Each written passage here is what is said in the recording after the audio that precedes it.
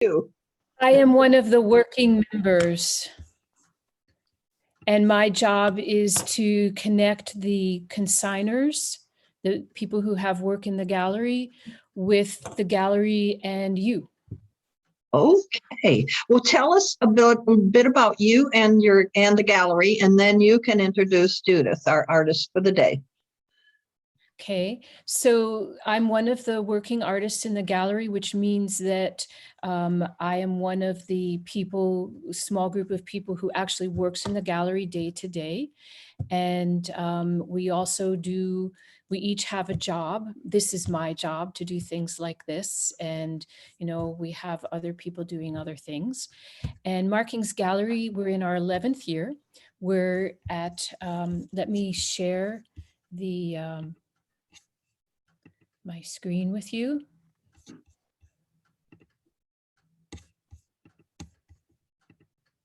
Okay, so Markings Gallery, how do I get rid of this? There we go. I'll tuck you down there. Markings Gallery is at 50 Front Street in Bath, right across the street from the cooking store, Now You're Cooking. And we have about 60 artists that we represent. And we have jewelry, we have clay. Okay. Hang on a second, it's not changing. So it's a large gallery with 3 rooms. It goes back and to the right. We have all kinds of materials. We have clay and jewelry, glass and sculpture, wood and wall art, floor art you can wear. And we have a very strong representation of fiber, woven, knitted, and knit, what else? All kinds of materials that you can wear, that you can hang on your wall, that you can put on the floor, as well as felted, which brings me to Judith Daniels. Judith is a phenomenal colorist and felter, not to be confused with putting your sweater in the washer and dryer and fulling it and shrinking it. She is going to, in her slide presentation, speak about the process that she uses to make her handmade felt pieces and the road that she has taken artistically that has culminated in the work that she is going to, that she produces today. So with that, Judith, I'm going to pass the baton to you if I can figure out how to get out of screen share again. It was tricky. Thanks, Barbara. Yes. Oh my goodness.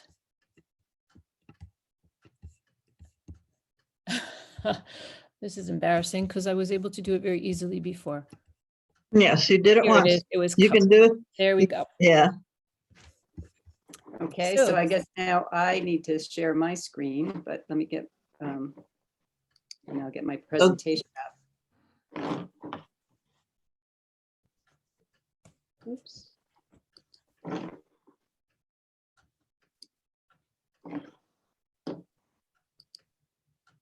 Is that good now? Yes. We see your whole desktop. There you go. Okay. Okay, so here this is just my title slide here. And we'll move on to the next. I started out doing pottery and painting and drawing. As you'll see when I get to my textile work, I've always been interested in color and texture. And I moved to weaving at one point. This is not a picture of my work. It's just a stock photo. I didn't have any photos from that time, but I wove on a floor loom, and I also worked as an Oriental rug restorer for about 13 years. I was restoring the carpets during the day. I didn't really want to go home and weave anymore, so I started doing photography, and I did fine art photography for about 15 years and some photography at MIT where I worked. And these are some photos from a different series that I did. This one is inspired by Versailles pictures of Paris at night. And this is JP Deneuve, as I lived in Jamaica Plain in Massachusetts and took a series of photos of Jamaica Plain at night. This one is called Up on the Roof series. And this was taken from the rooftops of parking garages and the roof, some of the roofs at MIT where I was working at the time. And this was from a series called Learning to Love. They're pictures of Western Maine. If you have any interest, they're all on my website. You can see more photos in the series and also artist statements that explain what I was doing. And that brings us to today, and this is my studio.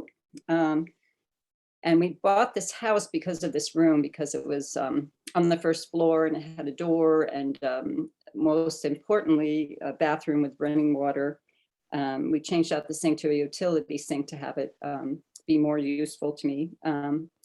This photo on the left, you'll see my Polish grandparents, a wedding picture, and three of my grandparents worked in the woolen mills of Western Mass. And I thought it'd be nice for them watching over me as I'm doing my textile work. And underneath that is my gentle roller machine. It's a machine that helps me do the rolling, which is it's a lot of work to do a lot of rolling and tossing. And it's enabled me to keep on felting with some physical injuries to my shoulder and stuff. So I'm really happy with that machine.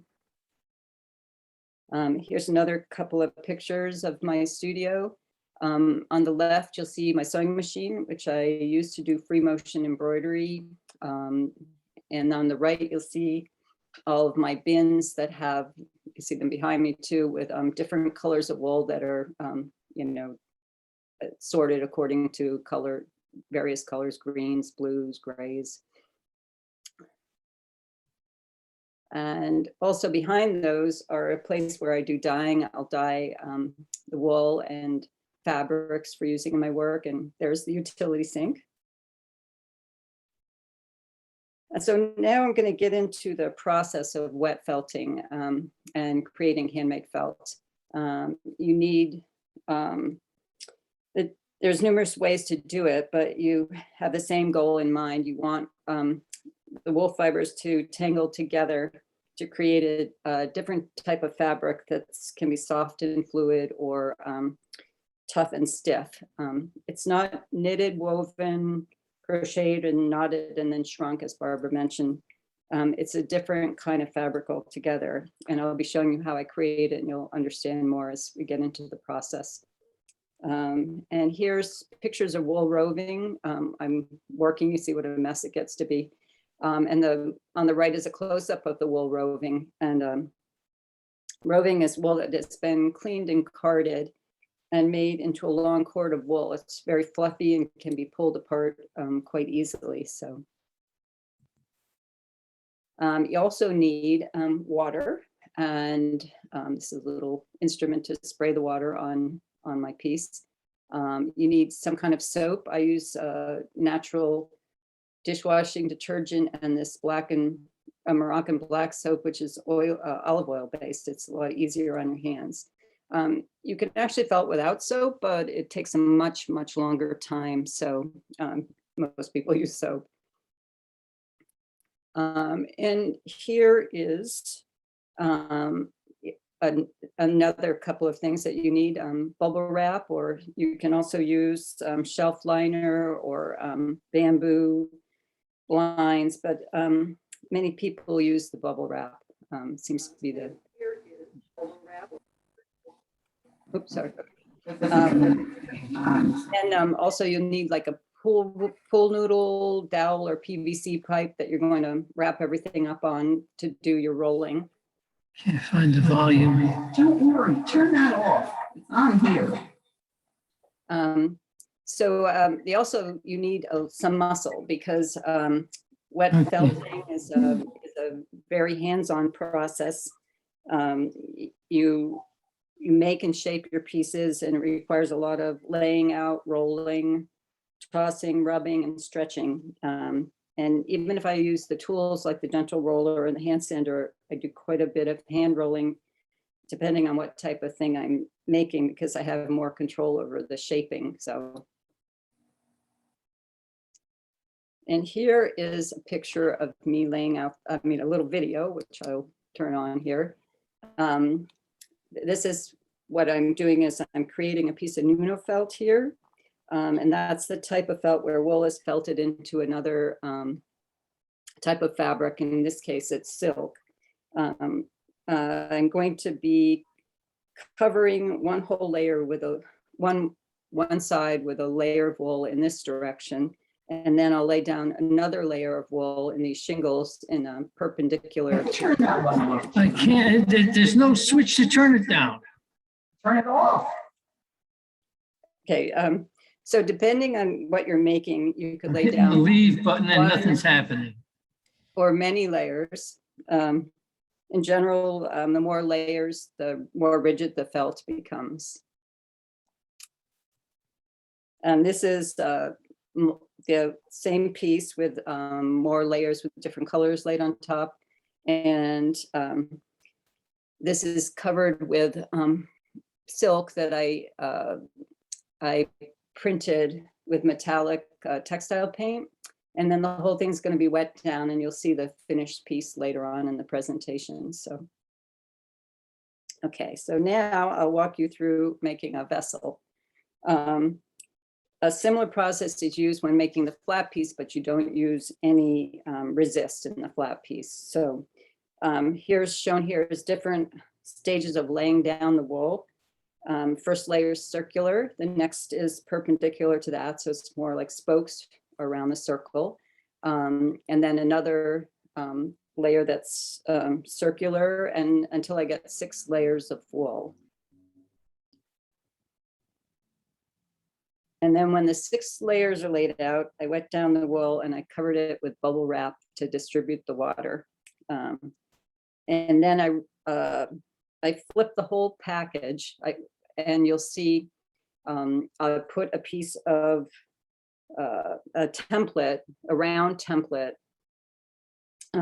over the wool that was laid down.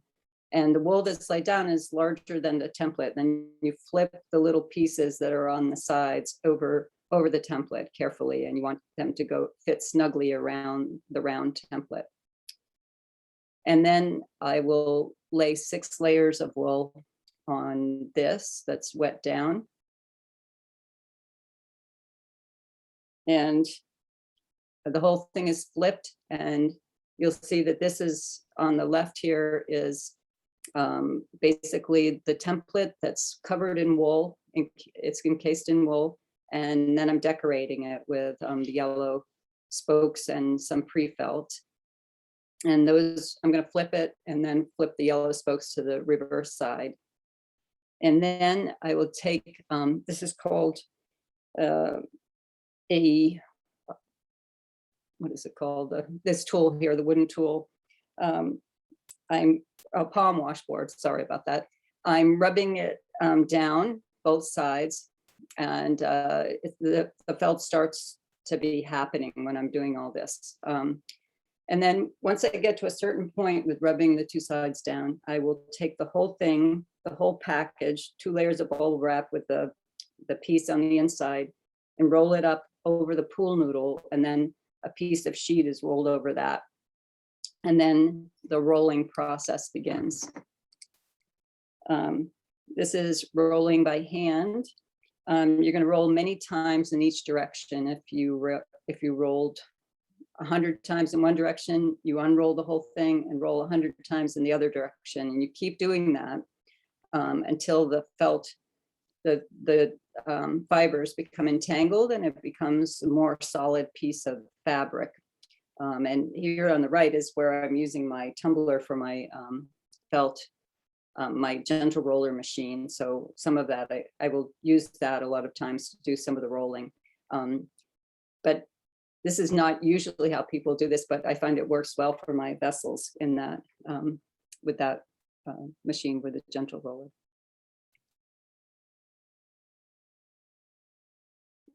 So once the fibers are entangled enough and it's firm enough, you take the resist out of the center of the piece. And then you're able to roll it on itself. So I take the piece, roll it up, and then I'm going to roll it in the sheet. And then that same process starts again. I'm going to be rolling it like 20 times in one direction, turn it, roll it 20 times in another direction in an even amount on all four sides, and keep rolling it until it really kind of firms up more. And you can see on the top right that it's starting to take shape. And then the bottom left, shaping more. And all of this is, I'm tossing it, I'm rolling it, I'm shaping it with my hands. And you'll see in the bottom right, that is the resist. The white is the resist that was inside, and it shrunk about 50%. So you start off much larger and it gets much smaller as you go through the process. And here is where I've washed it out once it's fully felted and fulled. And I blow up a balloon and put it on the inside to kind of help with the shaping. And in this case, I didn't want it to be as round as it was on the left, and I had already pretty much created the shape with my hands. So I took the balloon out before it dried, and you can see it's more of a V shape on the bottom than it was in the picture on the left, and then it's done, and I might embroider it or not. Here's another picture of different kind of resist. You see this one is long and pod-like. I'm making a pod, and then the wool is laid down on top of that. And you'll see the finished piece later on in the presentation. One more shape that you can make. This is a fairly large piece. You see it's almost the width of the two tables, but once again, it's going to shrink down quite a bit. And I'm just have this little video showing you once the resist is out of that piece. I'm rubbing the sides because I want to make sure there's no lumps in the sides where it's attached. And I'm also tossing it. And this is all of this kind of activity. The piece is starting to like shrink and get more entangled in itself and become tougher. So, okay. So here's a different way to shape. I couldn't really put a balloon inside or anything round. So this is stuffed with lots and lots of plastic sheeting, firmly stuffed in there, and then the piece is allowed to dry. When you want to fix any sort of fine details or fix the shape somewhat, you steam it, and then you actually pull on it, and the felt will kind of move after it's steamed because it's still pliable, but it's also extremely tough. Like I pull with pliers, it's really tough material once it's fully felted and fulled. And now we get into my work, my finished felt work. My initial interest in felting was to make usable items, scarves, shawls, hats, vests. And I was only interested in doing Nuno felting. And the Nuno felting is, as I said, where the wool is felted into silk. The piece on the left, you'll see much more of the silk. The rectangles that are colored were hand dyed and felted into the silk. And also the edges are wool, and those things are both wool. And in the picture on the right, the piece, it also has a silk in it, but you're not seeing it because the silk is covered with wool in this case, but in a very thin manner, so it's still very fluid and flexible. Here's a couple more similar. This one, more silk is showing. And a couple more. Then I did do a little bit of making some vests and wearables, but I decided I didn't want to go in that direction. I may go back to it at some point, but when I was making the vest, I made this pin on the right for the vest, and then I started to get into making these pins. And I never really embroidered before by hand or machine, and I really got into it with the pins and layering the felt and the silk and the embroidery, and I kind of think of them as little abstract paintings, which brought me to actually making wall pieces. In this piece, it's called Mutual Attraction. It was one of my first ones, and I used pre-felt combined with wool roving, and pre-felts are sheets of wool or wool and another material that are only partially felted. It can be cut into shapes or used whole. In this case, I dyed a piece of pre-felt using a shibori clamping technique to create the green squares, then felted it with wool roving and also with the pre-felt that was cut to create the black shapes on top of the green squares. And then it was embroidered with metallic thread. It's another wall piece, one of my first free motion embroidery pieces. And free motion embroidery, if you don't know about it, is actually done on a sewing machine. The feed dog on the machine is dropped down, and you can move freely on the machine and basically draw with the thread. And in these pieces, I'm allowing myself to work abstractly, which I wasn't able to do when I was painting for some reason. And I'm working with ideas about color, line, form, etc., as if I was painting, but I'm using the wool and silk and thread instead.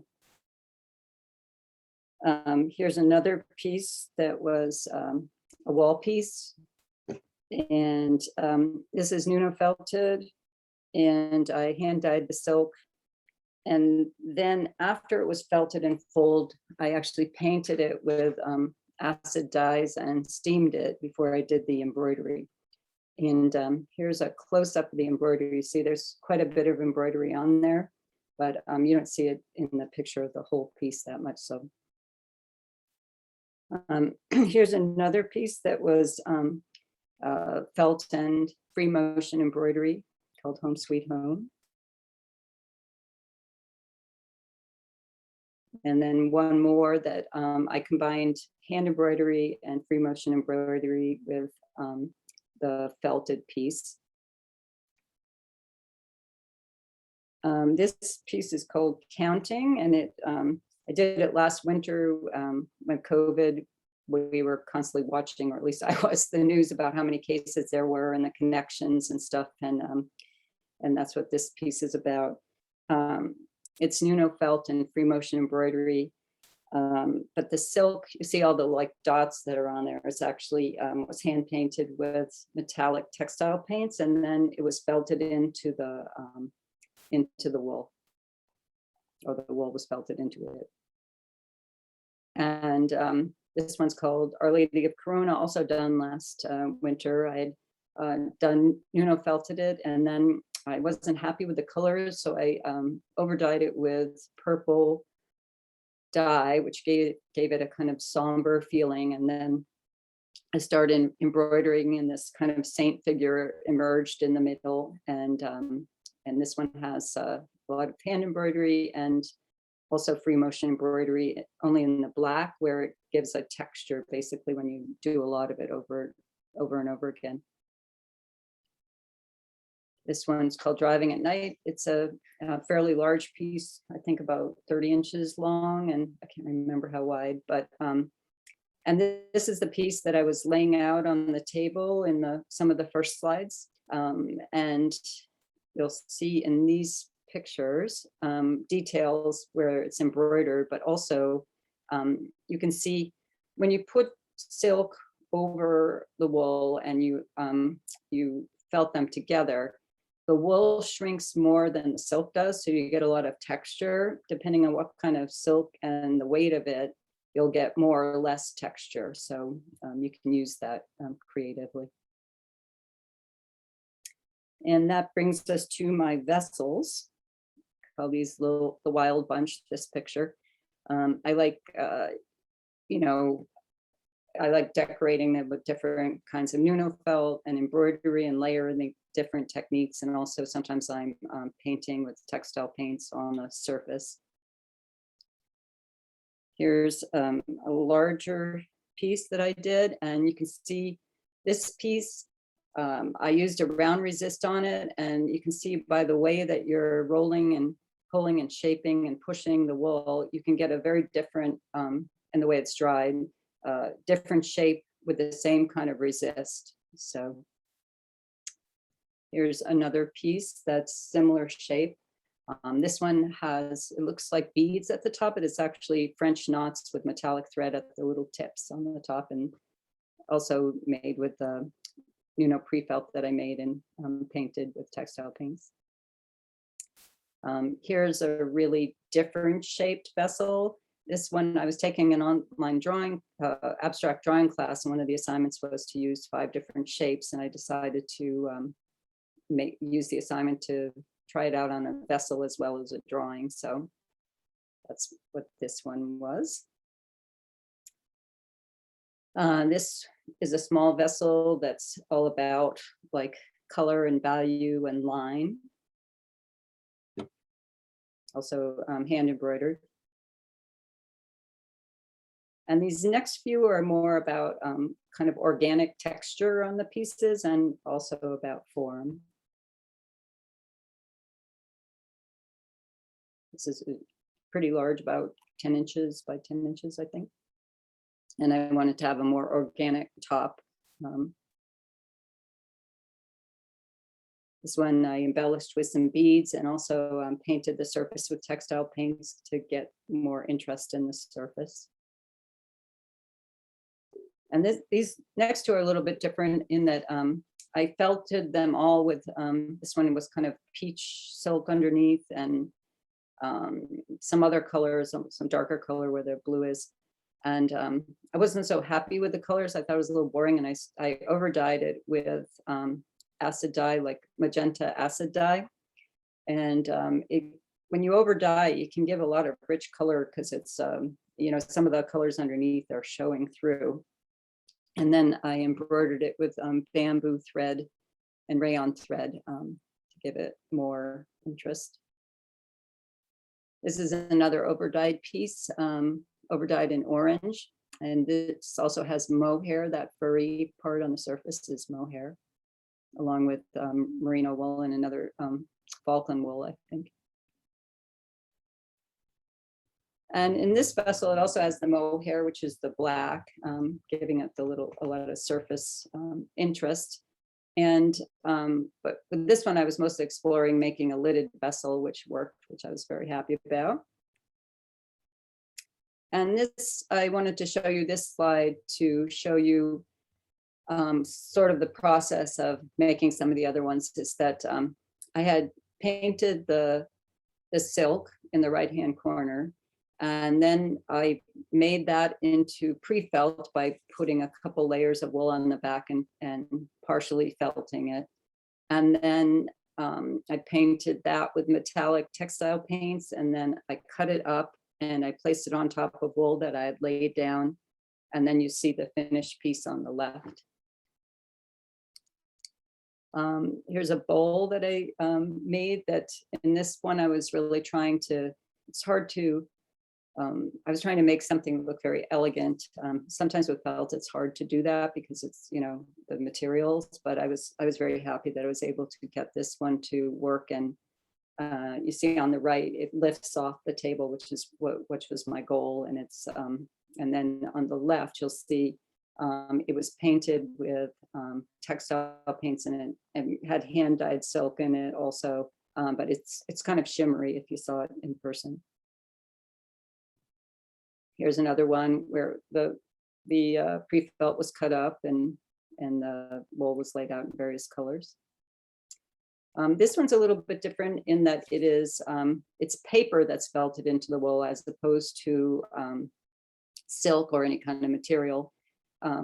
It's also got pre-felt those little rust-colored squares are pre-felt. That's felted into the top where the paper is, and then it's wool underneath. And then I painted it with inks and metallic ink also are the little dots. And this is a series that I started doing about endangered insects. I read an article in National Geographic about our disappearing insect population, which is really terrible for our planet. And they're dying at large rates actually. And so I also noticed when I was reading the article and looking up the various insects that they're some of them that are really, really beautiful with the colors and the designs on them. So I started this series to maybe if people are interested in my vessels and the designs, they might be look up the actual bugs also. And I'm not trying to make them look like bugs at all. I'm just using the patterns and colors to be inspired in the vessels, inspiring me to make the vessels. So this one's a ladybird spider. And then this is based on the Carner blue butterfly.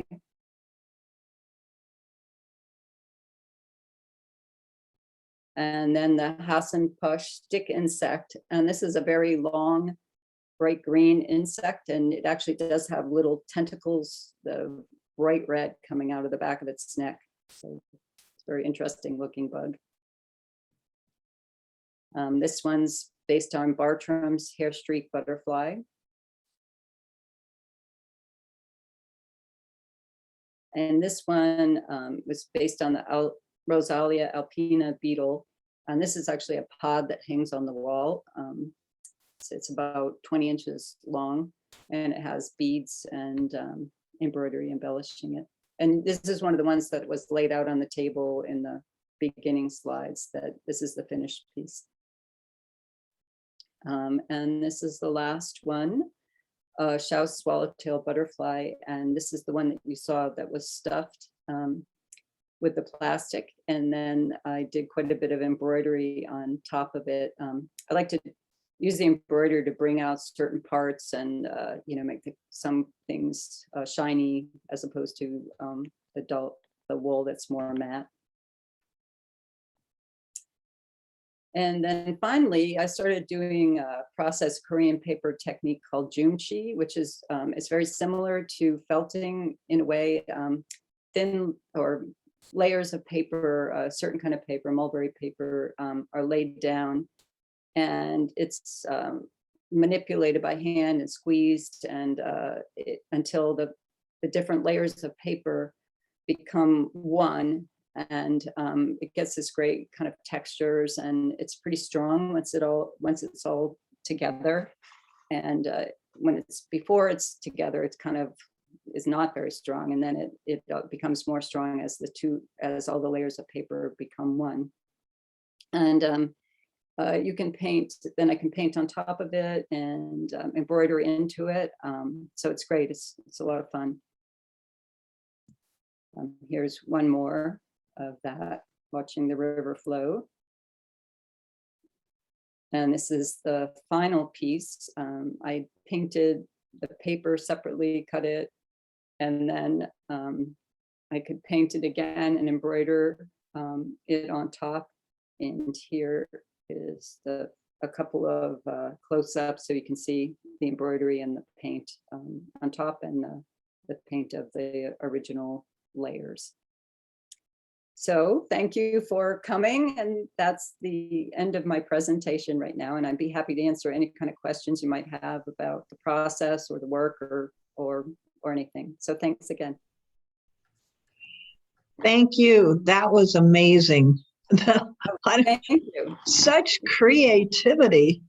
Oh, there we go. Judith, you mentioned something about well, you have wool and you have silk. Was the silk created from the wool? Or is that separate? What? It's separate. Like I take various kinds of silk and hand dye it or paint it, and then it's placed, you know, on top of the wool or below the wool layers, and then the whole thing is felted together, so it becomes one. Did that answer your question? I hope so. Yeah. Does anybody else have some questions? Judith, we're still on your share screen. Oh, okay. If you pull that up to the top, you might see at the very bottom. Oh, stop share. Here we go. Share, or it's Okay. somewhere. Oh, that's great. Okay. So I'm sorry, did you ask me another question? I wondered if somebody else had a question. How did you ever learn? Yeah. Well, I learned first from books and stuff, and then I took some classes from master felters, and, you know, as the years go on, you learn a little bit more by what you're doing and what they're doing. And it's not something I created myself. It's done a lot in Europe more than the US, but there's quite a few felters in the US now too. So, but you know, it's a new thing to a lot of people, so. That's interesting that you couldn't do abstract when you were painting, but you have incredible abstracts when you use the wool and silk. Yeah, somehow it's freed me from that restriction, you know. I don't know if it's my age of doing stuff, a lot of, you know, this stuff for years and years, or just with the textiles. I don't know. I think I don't have to worry about like, oh, is this art with a capital A, you know? So it lets me, you know, be more creative, I think. Can you put water or food or anything in your vessels, or are they strictly decorative? They're decorative. You can put dry things in it like you would a basket, but and actually the wool is fairly water repellent. So if you filled it up with wool and it was thick enough initially, it will look like it's going to stay in there, but then it starts like seeping through. Okay. It will come out. Okay. Linda, did you have a question? Basically, it was the same question that you just asked. I think it is art with a capital A. Thank you. Very, very fascinating. And it's the decorative and the wearable that's very interesting. Yeah. Very interesting. Yeah. Where do you get your supplies from? I get them from various places, some from Italy, some more local. And I started getting them from Italy because I wanted superfine merino wool when I was making a lot of the wearables, because it's very soft, and I could only find the fine initially here. But then now there are places in the US you can get it. And also I get some wool from RH Lindsay in Boston. And, you know, it depends on what I'm making. Now that I'm making more vessels, I'm using some different kinds of wool because it makes them to be firmer than the merino is very soft, but I still use a lot of merino. Do you dye the wool? Do you dye it? Yeah, I don't, I have like a kind of a palette of different colors, but then since I've been making the vessels and I'm using different kinds of wool, not all wool comes in a variety of colors. Merino does, because a lot of people use merino, but so I've been dyeing the wool myself, that are like Falkland wool I was using, I'm dyeing myself. And so I kind of do a combination of things. Usually if I dye it, I don't dye it a solid color, I'll dye it multiple colors, and then it gives a lot of variation in the surface of the piece. Judith, I have another question. Yeah.